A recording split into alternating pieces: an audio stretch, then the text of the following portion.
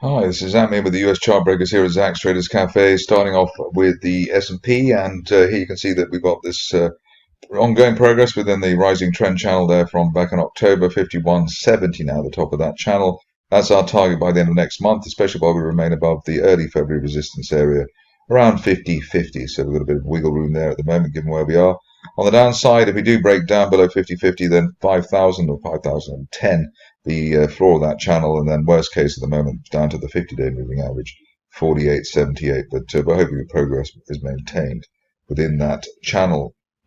Moving along to the Nasdaq 100, and here you can see that similar picture to the S&P. In this case, though, the resistance line target up to 18,400 by the end of next month, while we remain above the floor of that rising trend channel, 17,500. Once again, analogous to the S&P, if we break down, it would be down to the 50-day line, 17,200.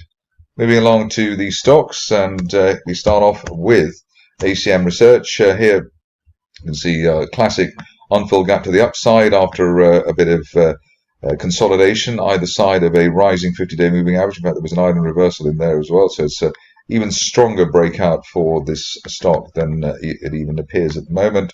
View at this stage is that we're heading towards a line of resistance, which I'm drawing at the moment, up towards the $42 level, looking for that by the end of next month, by the end of March, while we remain above the $25 area, basically yesterday's support zone and the top of that gap higher.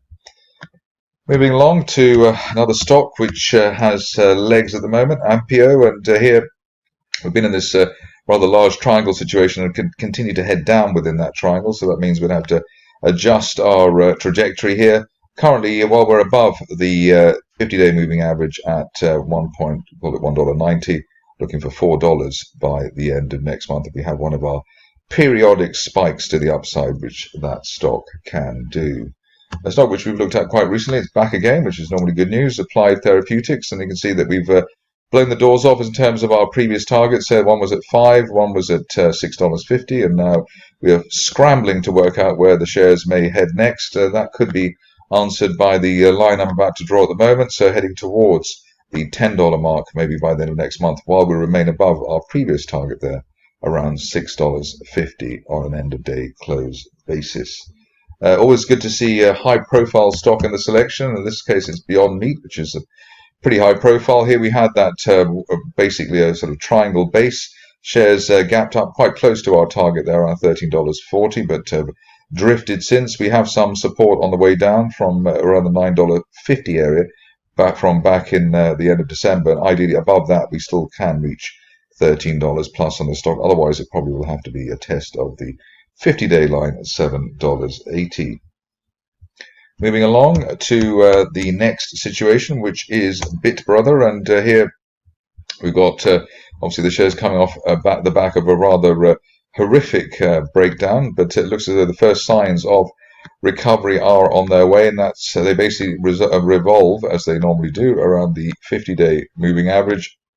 You can see there's been a gap towards that 50-day line. That is now the probably the boundary between the stock remaining in a bear mode or not. $4.95 the level there. If we break through that, then the next level up is as high as $8.50, well, $8 basically, which was resistance on the way down back in January.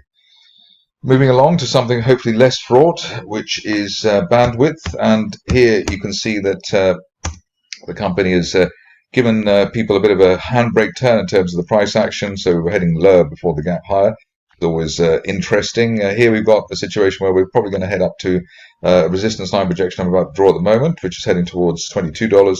We're looking for that by the end of March, while we remain above the old resistance there from back in August, around $16.50. So above $16.50, looking for 22 there on bandwidth over the next few weeks. An interesting chart coming up next from Envoy Medical, and here you can see that basically we had our goals back in the October-November time. We still maybe can head towards that $7 plus target, while we remain above recent neckline resistance around $2.60. So that is the trade on potentially the technicals there for Envoy Medical. Another stock in the frame for upside movement is G1 Therapeutics. And here we've had the rug pull there earlier on in the month. And interestingly, we didn't quite get up to the top of that broadening triangle from back in March last year. But the current situation is that while we're above the floor of the gap there around $2.50, we're looking for the shares to fill the gap up towards $4.30 by the end of March. Next up is a stock which I think we looked at once or twice before, but not one of the more frequent flyers. Here we've got INCX, and here you can see this broadening triangle.